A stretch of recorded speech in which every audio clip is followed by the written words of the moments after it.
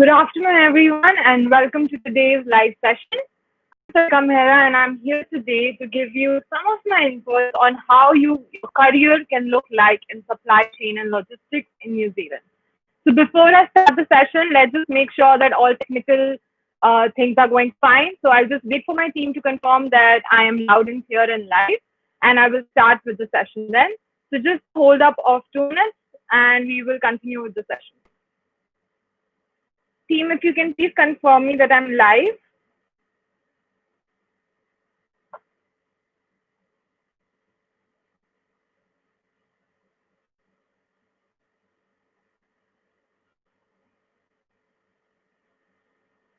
Okay. So the team confirms that I'm live and I'm loud and clear, hopefully.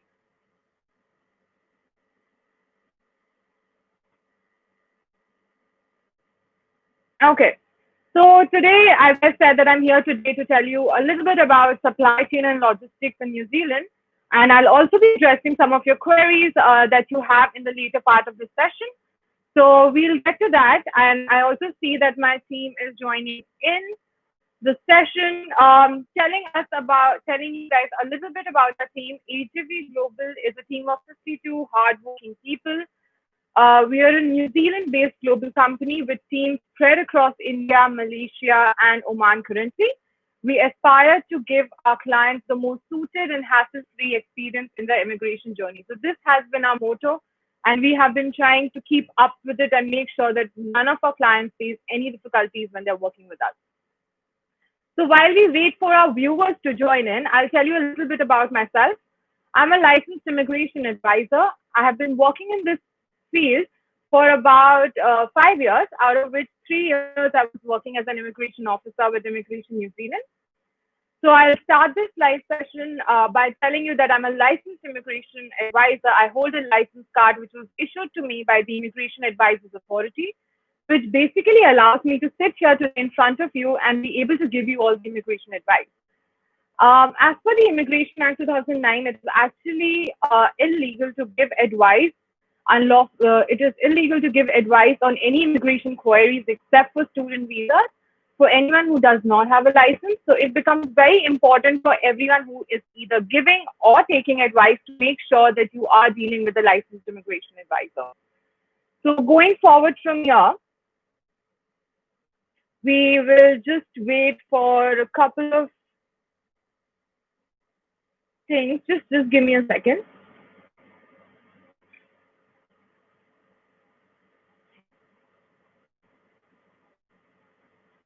Okay, so I think our viewers joining in as well. So for those of you who just joined in, welcome to today's live session. I would request all of our AJV students that while you're leaving your questions in the comment section, please mention that you're working with us so that I can assist you without any delay. And all our new viewers, welcome to the live session today. And please leave us your contact numbers along with the questions so that I can answer them for you promptly. So I'll start the session with the latest update from Immigration New Zealand, which was received on 31st July, which basically said that from 10th August 2020, Immigration New Zealand will be charging fees for border exception expression of interest. So lately, a lot of people had been applying for these exceptions on the basis of thinking that their case will meet the requirements under the exceptions. While this expression of interest has been free of charge till now, Immigration New Zealand has now decided to start charging for these EOIs as well. Also, they are currently suspending lodgement of temporary overseas visa applications. So this has some exceptions to it, and I will take you through that briefly. So the charges that for EOI, coming to the EOI, the charges that they're coming up with is 380 New Zealand dollars for employers who request exceptions for critical workers or other organizations or agencies, and $45 for individual requests under all critical purpose categories. So these are the charges that INZ has placed from their side. Coming to the temporary visa suspension for overseas applicants. So for the next 3 months, INZ has suspended the lodgement of these applications. The exception to these are relationship-based visas for partners and dependent children of New Zealand citizens and residents, visas for diplomatic, consular, and official staff and accompanying dependents, Antarctic traveler visitor visas and Antarctic work visas, and recognized seasonal employer limited visas. So these are the categories which are exempted right now who can still apply for their applications. However, other temporary applications have been suspended for now. This is not a deterrent to anything. This is basically done so that they do not have a lose out on the money, because the process is definitely going to take much longer now. So considering that the borders are something that we don't have clarity on, that when the borders are going to open up, but what we are assuming from the information or the news that we are reading right now is that somewhere down in 2021, we are expecting the borders to be opened up, or at least some of the restrictions to be eased. So for that, while we reach 2021, I think for the 3 months, they have stopped the lodgement of such applications just to reduce the queue, so that once they are back in action, they do not have too much to work on and applications can be processed faster. So don't take that as a deterrent that they're not accepting applications. Take that as a decision that they are going to do something about how to manage the caseload once they do plan to open their borders. So this was the update that we have from immigration right now. As like I said, there we don't have a definite answer on when the borders are going to open up, but they seem to be working towards early 2021, hoping that things will start falling into place by then. So getting on to the first section of our live session, I will give you a brief about what kind of a career can you expect in supply chain and logistics in New Zealand. And also I'll give you some courses. Talk about a little bit of different courses in different colleges and universities, which can lead you to that career. So we'll start with 5 top reasons why you should consider a career in logistics and supply chain in New Zealand. So the first thing I think everyone wants to look for is, will I get a job in this area? So yes, as per the stats that were there in 2017, this area, the logistic industry, actually delivered positive results with 30% more jobs in 2017. It has become increasingly important to growing the global economy. The second reason is how much I'm going to get paid. So the NZ logistician jobs are averaging around 65,000 New Zealand dollars by the end of 2017. That is the stat that we have for 2017. 65 New Zealand dollars is a really good start that you can get in New Zealand. The third reason is logistic careers are interesting. Logistic contains such a sheer variety of work that it will keep the job interesting, and crossover may occur when one facet is slow but the another is bustling. So I think there is so much variety in that career that you are not bound to get bored. It will keep your job interesting. You'll love doing what you're doing. And I think that is the third reason why people do choose a career in this area. Next, coming on to the fourth reason. So usually this area was very male dominated. However, recently the statistics have shown that women are increasingly involved at all levels in logistics.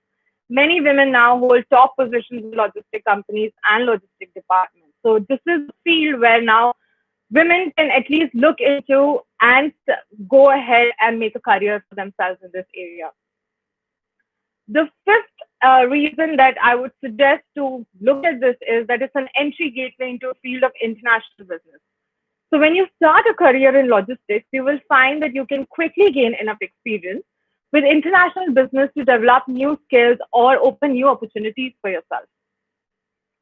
So for instance, you may more easily learn a second language than when you're working in this area, because you will get to speak with people from different countries, different backgrounds, and work with them. So this is just one example of what extra things you can learn when you are in this career. So what is the best way to go about it? So to be a successful logistics and a supply management candidate, education is a key step. The best way to get yourself qualified to take advantage of all the opportunity that you will get in this area is to make sure that you have the right qualification in your hand. So we'll go to that part. I'll take you through what all courses that you can go through. So I'll do that in 2 seconds and make sure that we have everything running in place before I begin with the session, before I begin with that part of the session.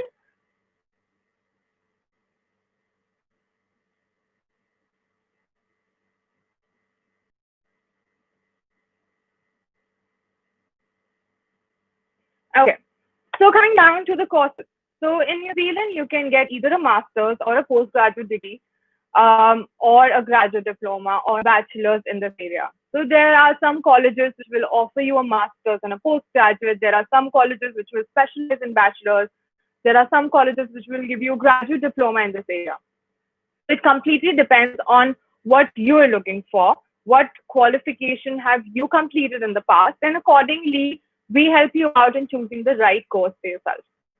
So, for example, there's a course in NMIT, Nelson Marlborough Institute of Technology. So there's a postgraduate diploma in logistics and supply chain management. So this course can cost you about 21,000 New Zealand dollars. Like it is a postgraduate diploma, it will be a level 8 course. So the intakes are spread across the year. So the next intake that is coming is February, followed by May and July. The IELTS requirement for this course stays around 6.5, 6 with 6 in each band. So these are the requirements. Usually will be similar requirements for postgraduate courses. If you're looking at a a master's course could range about $29,000 to $30,000, and a postgraduate would range around $21,000 to $22,000. Coming down to more universities and colleges which have these courses, the next university is University of Waikato. So they have graduate diploma, they have a Bachelor of Business, they have a Bachelor of Management Study with honors in the area of supply chain logistics. So while they are broader course, which is like Bachelor of Management Studies with honors, but they give you a specialization in supply chain management. So there are a lot of courses which will be just like there's a master's in applied management.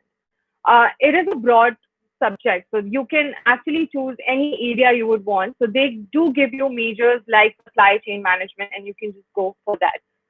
So similarly, EIT has a master's of logistics and supply chain management, and they also have a postgraduate diploma in logistics and supply chain management.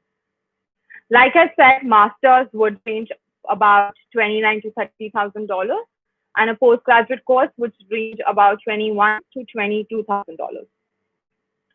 Coming down to a couple of more colleges that will give you similar courses is Wintec.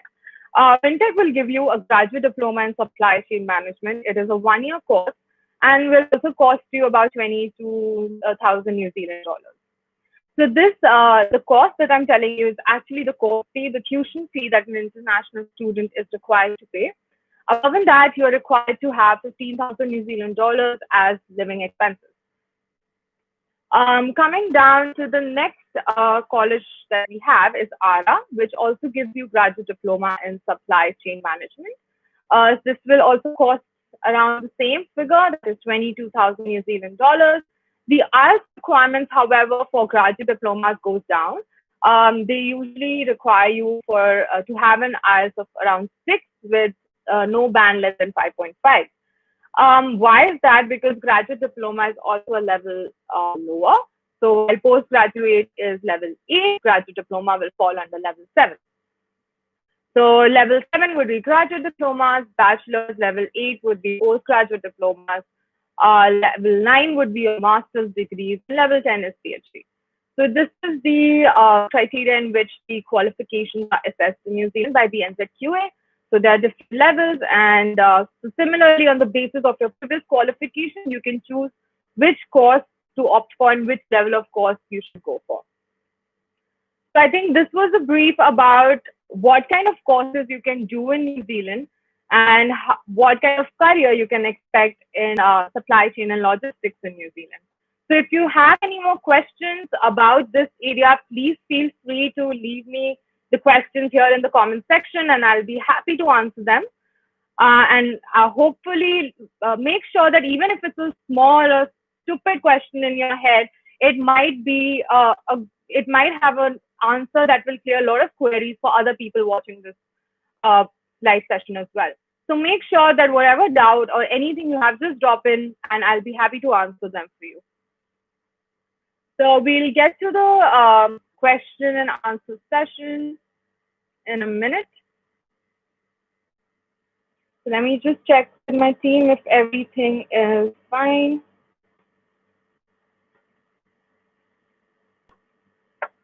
Okay.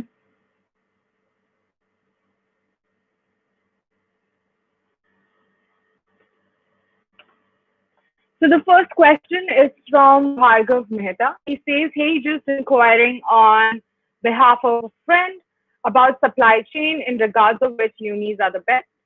Thank you, Bhargav, for leaving us your question. Like I said, if you're looking specifically for universities, you can go for Waikato. They have really good courses in supply chain.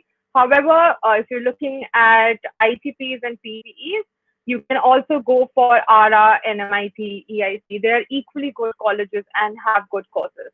So one thing about New Zealand is, like in India, if you look at how the education structure is on the basis of tier one colleges, tier two colleges. However, this is not the case in New Zealand. So New Zealand has a authority called NQM, which is New Zealand Qualification Authority.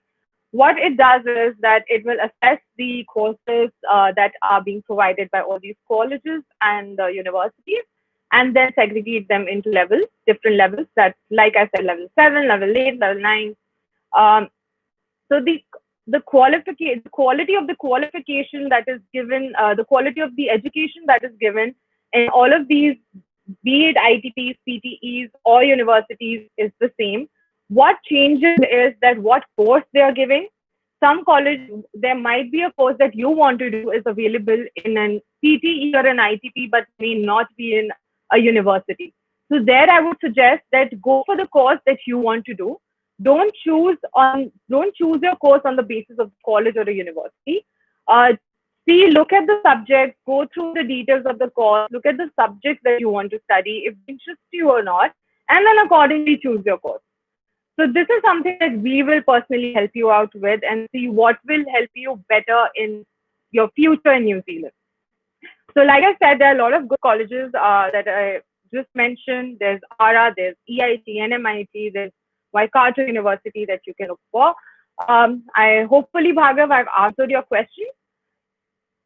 I'll be really happy if you could leave us your number or your friend's number whose query this was. Thank you for leaving us your question. Moving on to the next comment. We have from Jiten Prasad. He says, yep, can hear you. Hi, Jiten. Thank you so much for confirming that.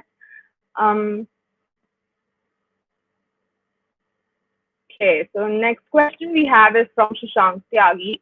He says, sir, I have done my 12th in 2016 and started BCA in 2017, but I leave in 2019 because I don't understand coding. So I started BCom in 2019 and it completes in 2021 with correspondence degree with Chaudhary Charan Singh University, Meerut. So I am eligible for masters. I am handling my father's transport business, but it is not registered. Shashank, thank you for leaving us your question. My suggestion would be to focus on your BCom right now. Make sure that you get good grades. If you're looking to get into masters, you need to have at least good passing marks when you're clearing your this qualification from your university. So make sure that you do your BCom, and obviously you can then go for your masters in New Zealand. Now, how will you support your masters? Like, how will you pay for it? How are you going to fund it? Is something that we will have to have a discussion with you. So for that, if you could leave us your number, even if you're completing your course in 2021, it is not too late. It is just fine, right time to start working on this as well. Start looking for the right course for you. See what are the requirements are, and in fact, this is the right time to see what are the requirements so that you can do that much hard work to make sure that you're meeting those requirements in future. So leave us your numbers, speak to us, and we'll be happy to help you out with the right course and also tell you that what are the requirements and how can you pay for the course and acceptable source of funds and everything. So my suggestion would be leave us your number and my team will definitely get in touch with you and help you out. Next question that we have is from Pratik Bhilare and he has left us his number. Thank you. If I get less marks in IELTS, can I get admission for masters? Usually the IELTS requirement for masters is 6.5 with no band less than 6. So I think that's something that you will have to get unless you meet any exceptions that a university will give in, which I don't think that you will unless you have completed an education from another country, which was an English speaking country. So that is also dependent on the college. So my suggestion would be to work towards your IELTS, prepare for your IELTS before you go for IELTS, and 6.5 is the minimum that you will require for master's degree. Hope to have answered your question. If you have any more doubts or any other questions, please feel free to leave us that question. Thank you, Pratik. Moving on to the next question.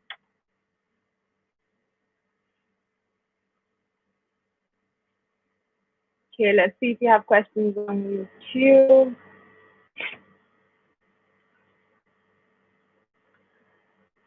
So on YouTube, we have a question from Sheetu Singla. She has not mentioned if she's working with us. Okay, she says that I'm an international student here in New Zealand from India. I want to know about spouse visa applications. Hi, Sheetu. Right forum to ask this question. So spouse visa application, I would need more details from you in what is the course that you're pursuing right now, and what visa category would your partner would want to come in. So under spouse visa, your partner can travel on a work visa or a visitor visa, depending on the level of course that you are pursuing. So I would need a little bit more information on that. If you could leave us your number, we'll be happy to get in touch with you and provide you the information that you need. Thank you for leaving us a question.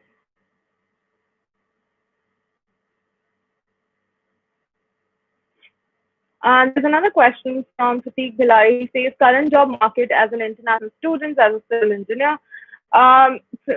Civil engineering actually falls in the long-term skill shortage list, which basically means that there are a lot of job opportunities in this area. So this is an area where the job market will be the same, will be stable. You will be able to find jobs because it's in the long-term skill shortage list. Hope to have answered your question.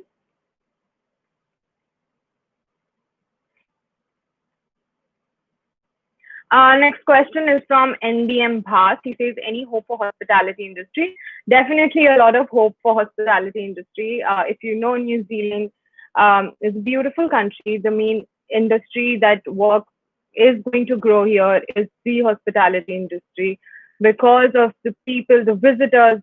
It's a tourist destination. People travel on I think thousands basis every year to visit New Zealand, and the hospitality industry is just growing rapidly. So yes, there's definitely hope. Speak to us and see what can we do and help you out to make your career in the hospitality sector in New Zealand.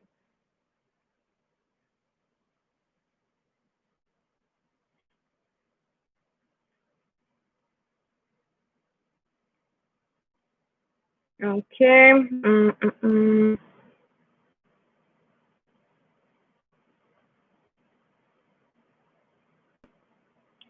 Shashank Tyagi asked, what is the scope of supply chain management in New Zealand? Shashank, like I said, if you go to the initial part of this video, you will see me talking about 5 reasons why you should choose this career in New Zealand. And hopefully that should answer your question.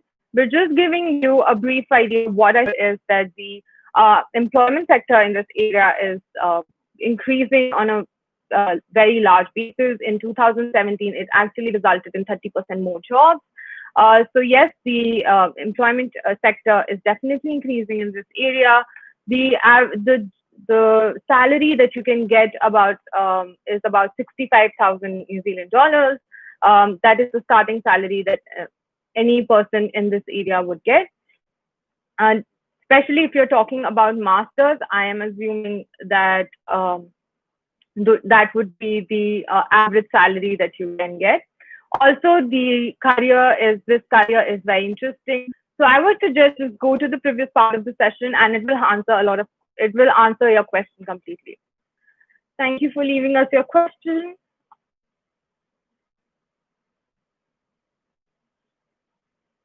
I think a lot of people have the same question.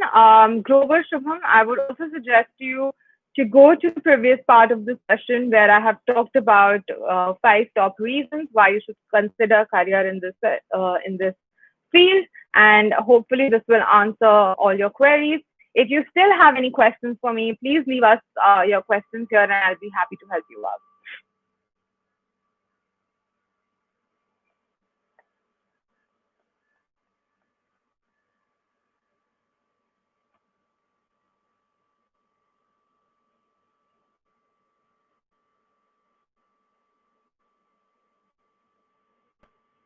Okay, coming down to more questions.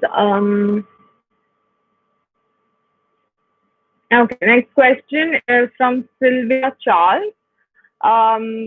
She says that, hey, I'm generally attending this session because I'm planning to do a postgraduate course in New Zealand, but confused about which course I can pursue.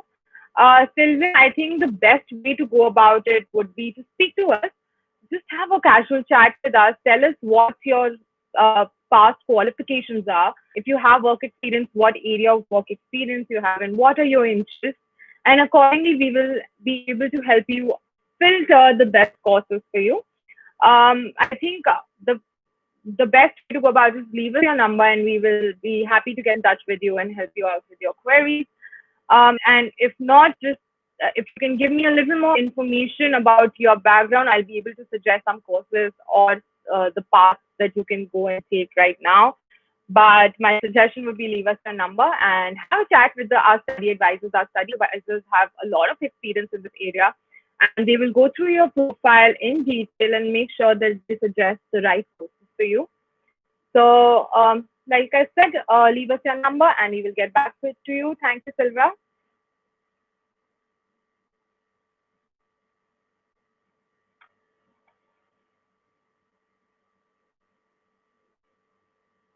So I see a lot of people who are not identifying themselves as AGV students or not, and are also not leaving us our contact details. My one suggestion to you would be to please leave us your contact details so that I can answer your questions without any further delay.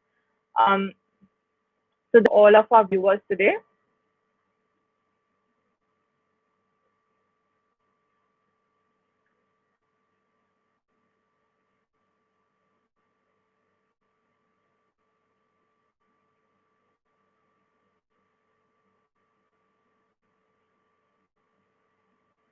Okay, so we have another question from Praveen Ramesh, and he says, "Hello, what about IT? My wife did her MPA in India, and she took long break without any work experience. Is it possible again to take a master's course? Can I accompany her on a work visa?"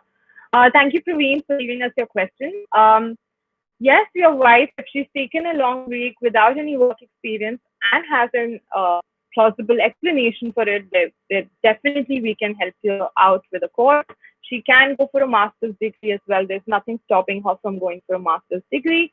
So if she just choose to go for a master's degree, you can travel on a work visa as her partner. So the work visa that you will be granted will be an open uh, work visa. Basically, you can work under any employer. You will have no such restrictions. The visa will be valid at the same time as your partner. So if her student visa is valid for 1 year, your work visa will also be valid for 1 year. Once she moves on to her post-study work visa of 3 years, you will also be granted a visa of 3 years, a work visa of 3 years. So she can definitely look for a course in this area, and she can go. Another thing, I'm not sure IT sector that you're talking about. IT is actually in the long-term skill shortage list, so it is a very good area and field to be going in and working in New Zealand, because the job market is huge in New Zealand for this. There is a shortage of people in this area, so you shouldn't have trouble finding a job for yourself there. So that would be my suggestion to you. Hope to have answered your queries and cleared your doubts. Please leave us your number so that my team can get in touch with you and help you out with the right courses that your wife can choose to go for.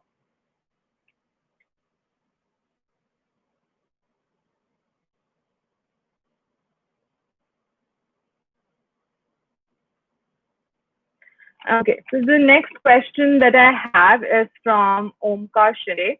He says, I'm looking to go for Masters in Professional Accountancy in New Zealand. Is it worth it? Are there job opportunities in the field?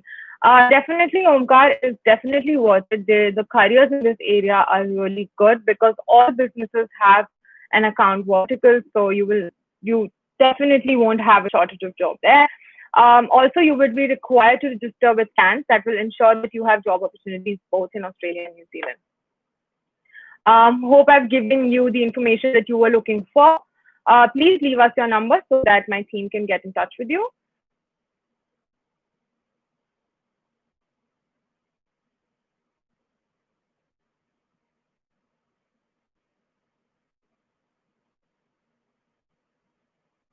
Next question is from Shayan. He says, I've done a diploma in business level 5 and level 6 in New Zealand. That's great. So if I apply for any bachelor degree, will I get any cross credits? Sharon, I think the best way to go about it is just check with us. I would need to see the degrees that you've received and the course that you want to go for. It depends on the college if they would give cross credits or not.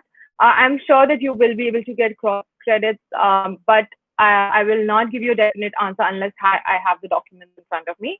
So my suggestion would be get in touch with our team, leave us your documents, leave us your number, have a chat with us, and we'll be able to give you a better answer then. Thank you, Sean, leaving us your question.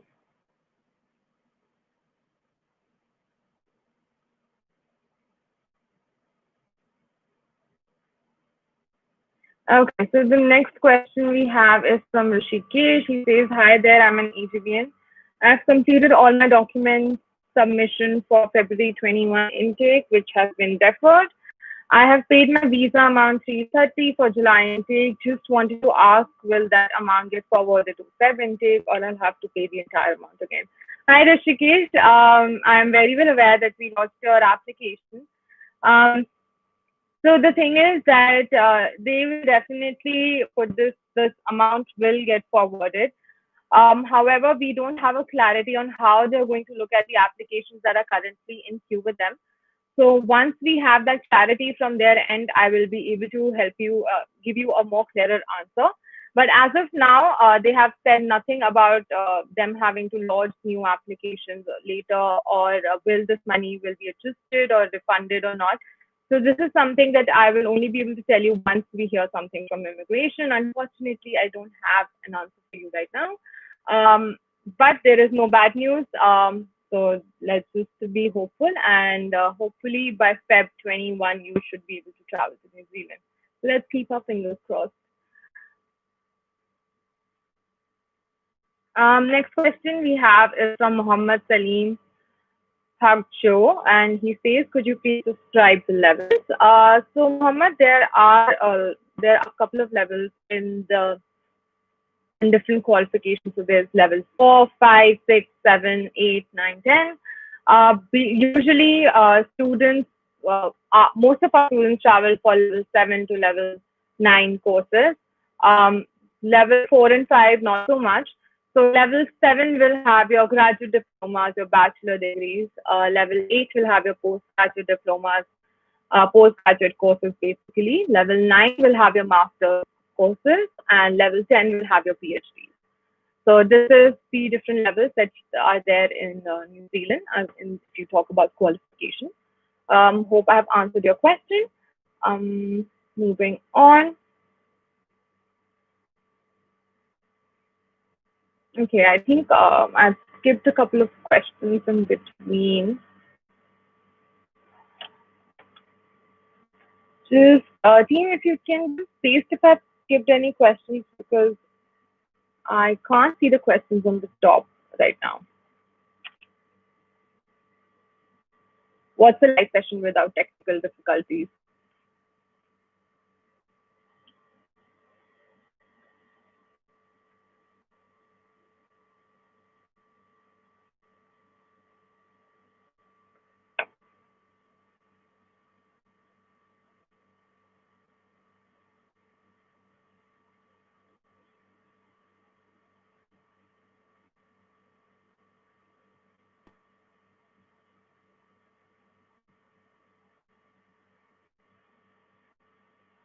Praveen Ramesh has left his number. Thank you, Praveen.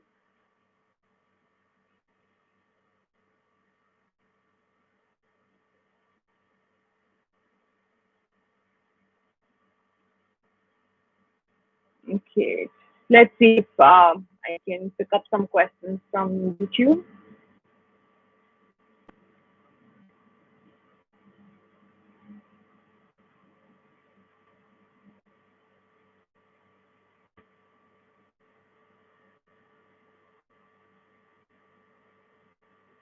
Okay, so we have a question from Muhammad Junaid. He says, I have completed my graduation back in 2011. Is it too late to pursue PGTM in SCM and IB? It's never too late to study, Junaid. You can go for your course anytime you want. New Zealand has no age bar. So even if you want to study after 10 years today, it is completely fine to do so. So just get in touch with us and we'll help you out, figure the right course for you.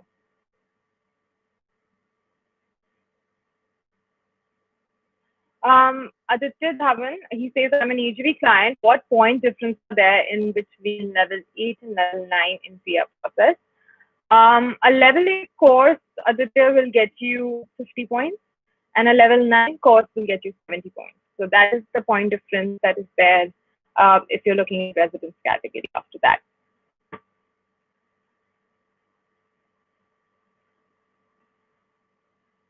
Okay.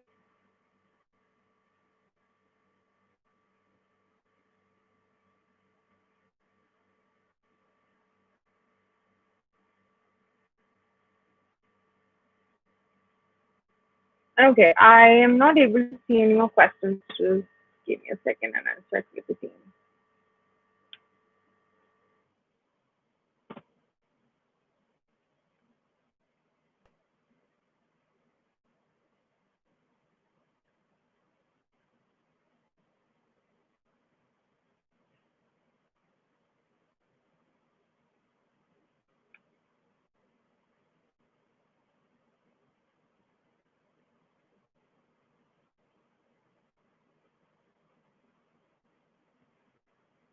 Shashank Tyagi says, ma'am, please tell me accounting and business analytics scope. Shashank, just like I said, accounting has a really good career in New Zealand. So you can definitely look at that. So I think if you're looking for something in accounting sector, I think I would say go ahead with it. I just give me a second. Okay. Next question that I have is, okay, all these questions are just not scrolling properly. I am so sorry for this inconvenience. Okay, now I can see. So the next question that I have is from Preeti Sethi, and she says, how long is PhD and what about the working visa after that? Preeti, PhD will usually last for about 3 years. And the visa that you'll get after that, a work visa that you'll get is for about 3 years as well. So that would be the timelines for it.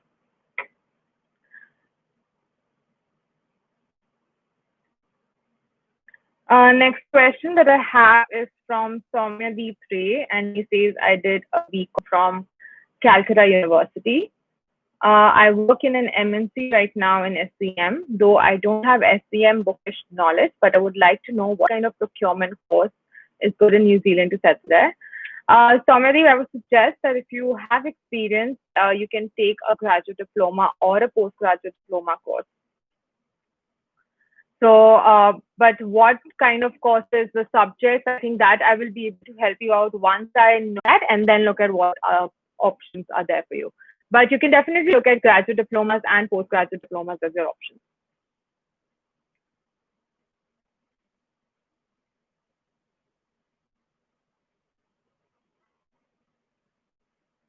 Okay.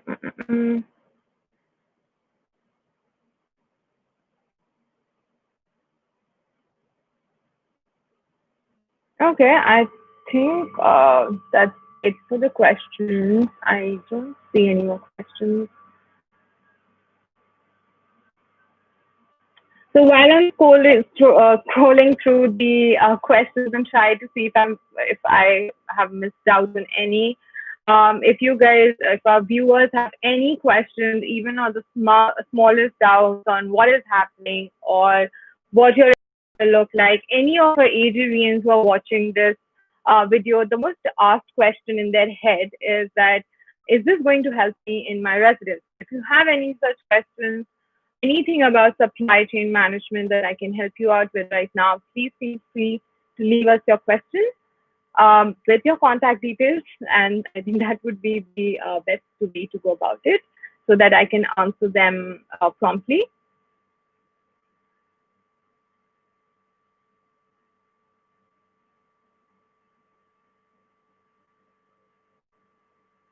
I think we are done with the questions.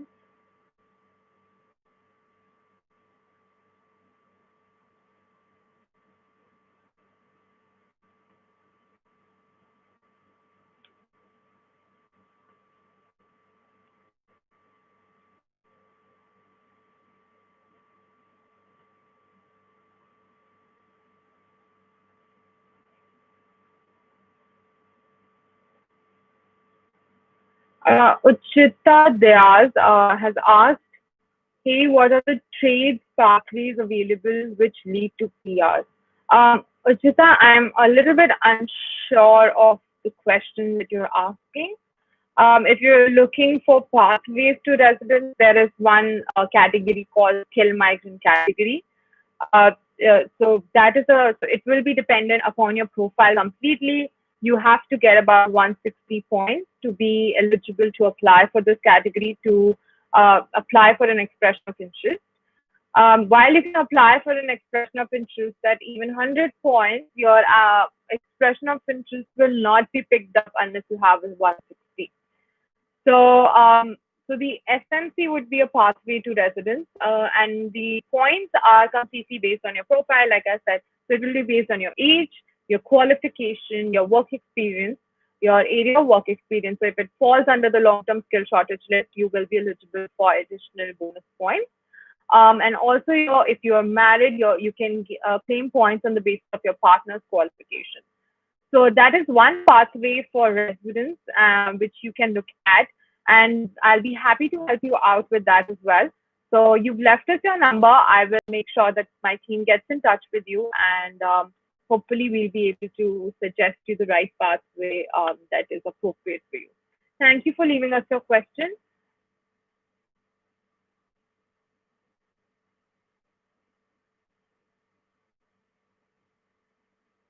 Another question that we have is from Siddharth Saluja, and he says, can you get job search visa for New Zealand? I have 12 years of IT experience as system administrator. Hi, Siddharth. Thank you for leaving us your question, first of all. So the job search visa would be, I think, if you have a 12 years experience in IT, you most likely will be able to meet the requirements, the points for the skilled migrant category. So that is one area that you can look at. But however, I would need to know your past qualification, your age, your partner's qualification to see if you'll meet the 160 points. So that is one option that you've got. The other option would be to go for a course, study in New Zealand, and find yourself a job, and then move up to the pathway of residence. However, if you're looking directly for a work visa, sadly, the situation is not very positive there because what happens with work visas is that Immigration New Zealand would expect you to have a job offer in hand. And while you're not in the country, getting a job offer can become quite difficult. Uh, Companies will not invest in people who don't even have a visa to be in that country. So they would usually, end up choosing people who are already in the country with the qualification, with the right experience, and would go ahead because it's just an easier way to go about it. So that is where the problem with work visas come. That unless you can find yourself a job offer, it can become a bit difficult. So, so my suggestion to you would be looking at the fact that you do have a good work experience in the IT background. Leave us your number so that we can get in touch with you, and I'll be happy to help you out to see if you're meeting the required points that you need for the skilled migrant category, and I'll explain you a bit of how this thing works, what are the costs involved, what are the timelines involved. And if that is something that you are looking for, we can definitely go ahead with that pathway. So hopefully for that, I have answered your query. If you have any more questions, please feel free to reach out to us. I will be reading out the contact details for all of you. And but before that, I'll just take up a couple more questions.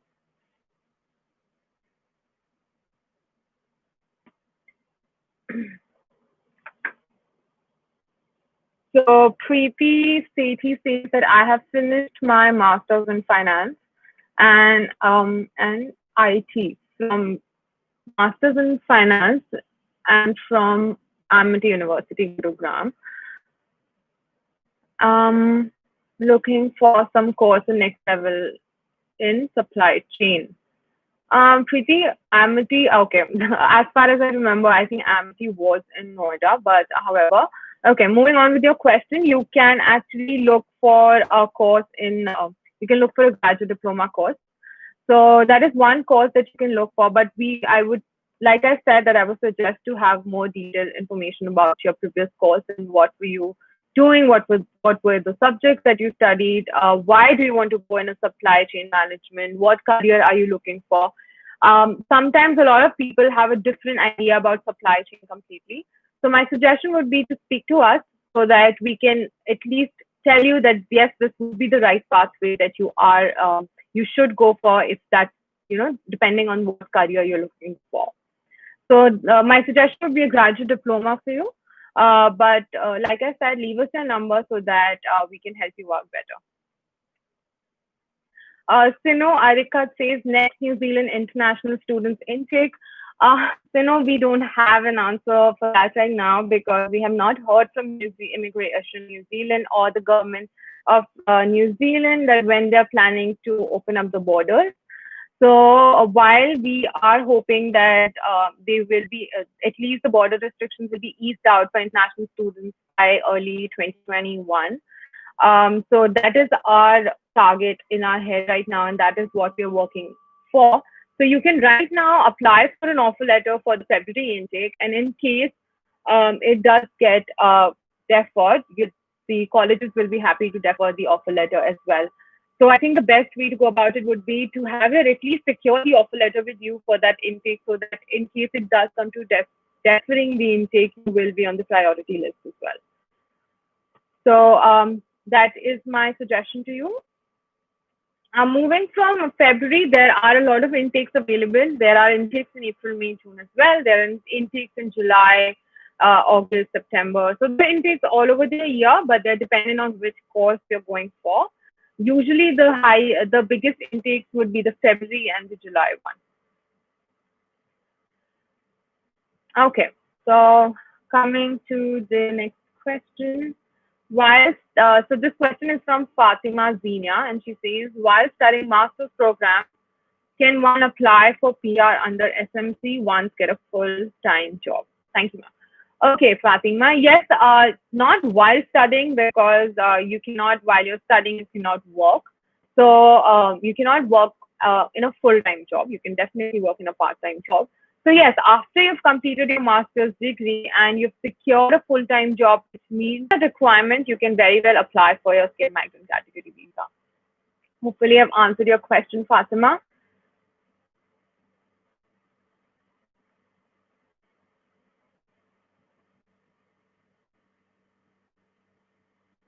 Next question we have is from Rajat Sachdeva, and he says, "Hello, ma'am. I'm an HB client. Please tell me what about post-study work visa if complete level 7 outside Auckland, but due to coronavirus, that course can't be completed before 31st December 2021." So Rajat, I would need some information on, are you currently pursuing that course, or do you plan to start that course in February? Depending on what intake the course was taken in, I will be able to answer your question more appropriately. However, they have not, immigration has not made any changes to the post-study work visas right now. So if you are completing the course after 31st December, the new requirements, new instructions would apply to you, and you'll be eligible for a 1 year visa. But my suggestion would be that if I can get more information, and if someone can confirm who is working with Rajat Sachdeva, and I can help that person to get the right information, Rajat, after this live session. So Rajat, don't worry, I will check with my team, and I will have your answer given to you today itself.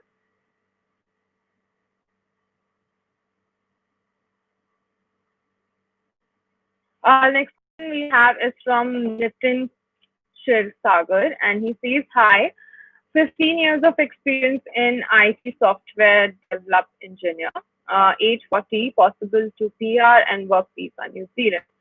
Hi Nitin, thank you for leaving us your question. Um, so 15 years work experience is actually a great work experience. So the maximum that you can get claim points for your work experience is 10 years or above. So while you'll get the full points there, you might lose out on some points in the age bracket. So for that, I would need to know what is your last qualification, and if that can make up for the points that you're losing. Also, you can claim points on the basis of your partner's qualification. So I think to have a more detailed answer, I would suggest that you leave us your number so that my team can get in touch with you, and we will then help you out better. After looking at your profile is when I'll be able to check if you meet the points or not. So that would be for the residence category, which is skilled migrant category. If you're just looking for a work visa, like I said, that the work visa can be a bit difficult to get unless you have a job offer in hand from New Zealand, from a New Zealand company. So if you have a job offer, we can definitely apply for the work visa for you. If you don't have a job offer, then getting a work visa can become quite difficult because Immigration New Zealand will not give you a visa unless you have a job offer. So the SMC is one pathway that you can look at, and in fact, studying is also one pathway that you can look at. Um, a lot of people who are at the age of 40 usually think that it's too late to study. Let me tell you again, it's never too late to study in New Zealand. There is no age bar. We have a lot of students who are above 40 and have gone and done their master's degree along with their family, and they're pretty settled and stable in New Zealand right now. So if that is something that you want to look at, you can definitely look at that without any hiccups. So Nitin, I would suggest speak to our team, and you will have more clarity then.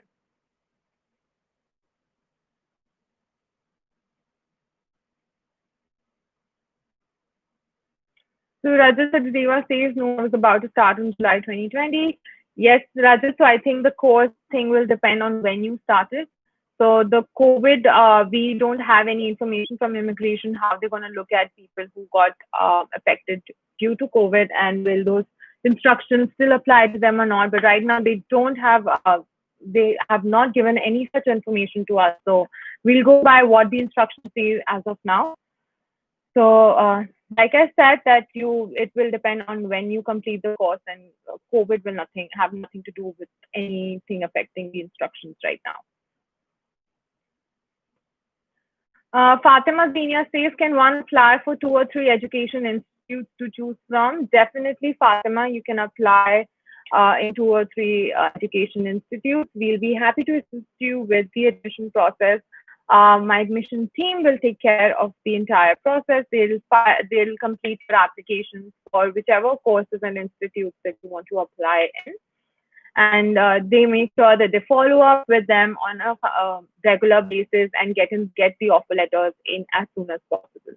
So you can definitely do that. Uh, Speak to our team, select shortlist your courses, and then you can go ahead and apply for them.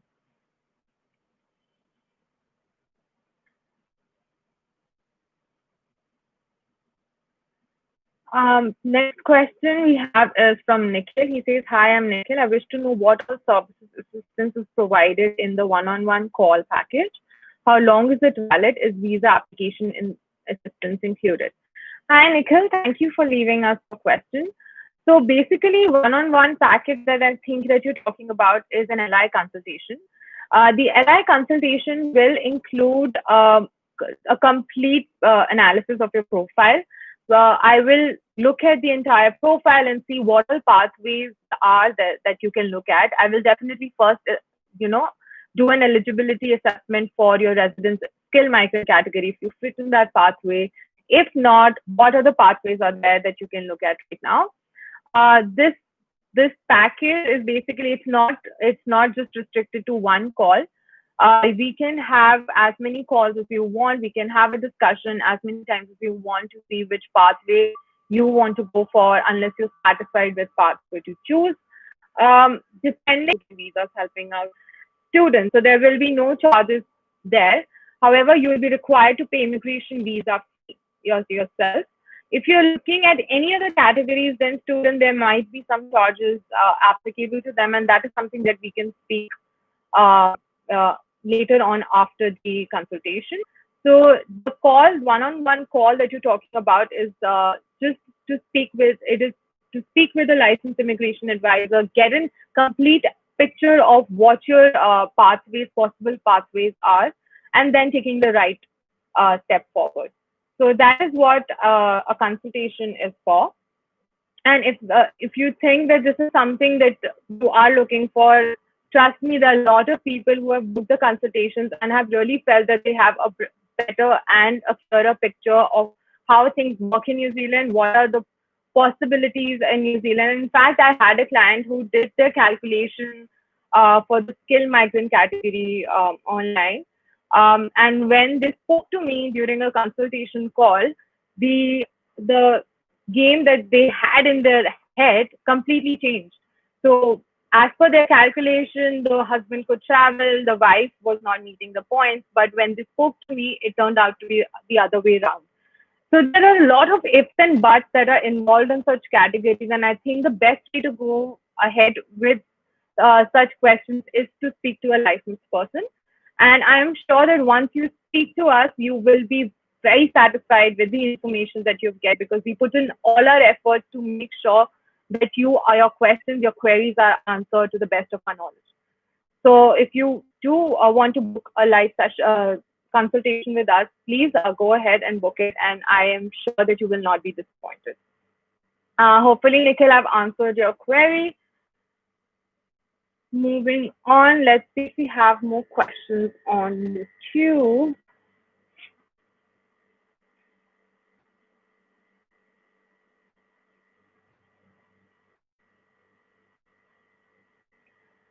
There's a user ID says I'm 36330. He says he's Nikhil, and he says I tried contacting him on FB Messenger a couple of days back, but no response. Nikhil, if you could tell us who did you try to contact?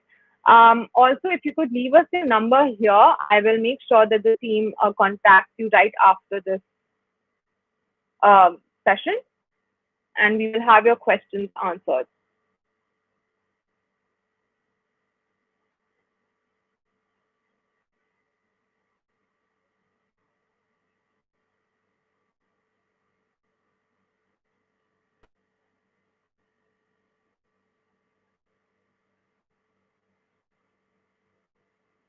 Okay, we have another question from Kottayam Land, and he says, "What if our IELTS expire by the time an INC decides to reopen the borders?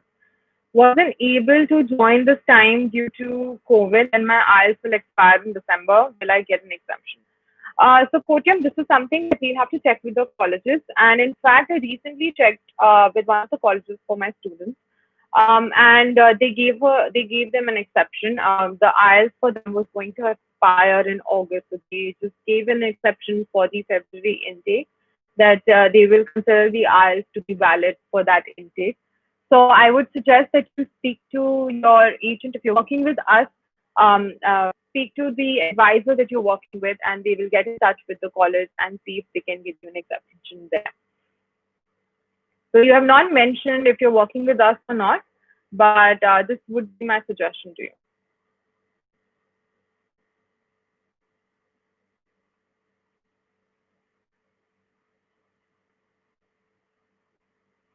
Nitin Sugar has left us his details with his email ID. Thank you, Nitin. I'll make sure the team gets in touch with you.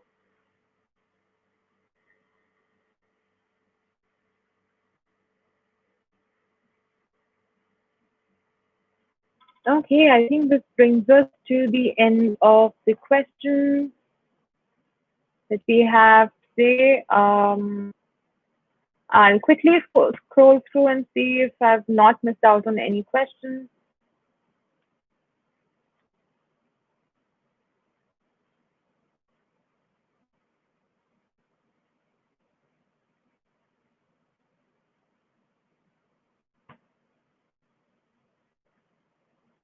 So I think that's it for today. Team, if there's anything else that you would like me to talk about or any questions that I might have missed, please can you leave me a message so that I can get to it.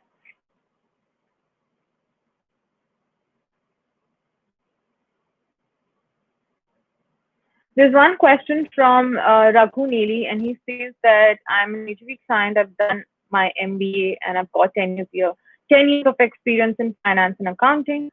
Can I apply for procurement and logistics in PG diploma? Raghu, you can definitely apply for a PG diploma. So go ahead and apply for it. Speak to the person that you're working with in HV, and I'm sure they'll help you out with that.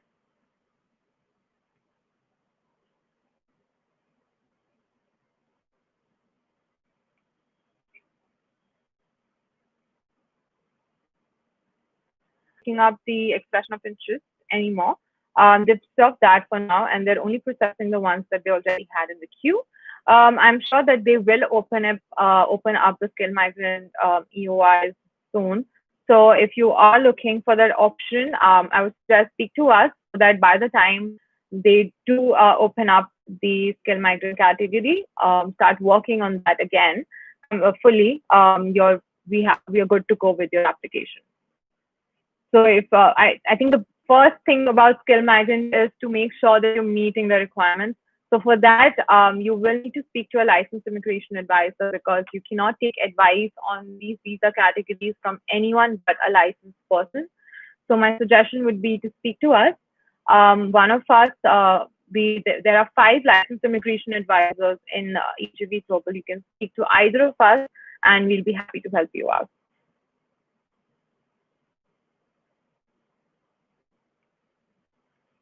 So I think that brings us to the end of the session today, and it has been more than an hour. Time just flew by. Okay, so thank you everyone for coming online and asking me your questions. I hopefully have answered all your queries. If I have missed out on any questions or your queries have not been answered fully, you can leave us your contact details in the under the comment section, or you can speak to us on our toll-free number, India toll-free number, which is 1-800-103-6525. So you can call on our India toll-free number. I'll repeat again, 1-800-103-6525. Or you can leave us an email on info@agvglobal.com. So just drop us an email or give us a call, and we'll be happy to help you out. So thank you everyone for coming today, and I will see you soon next with a new topic in hand, and hopefully we'll have a fruitful discussion and question answer session as well. So have a great day, have a great rest of the afternoon, evening. Enjoy yourself and stay home, stay safe, and I'll see you soon.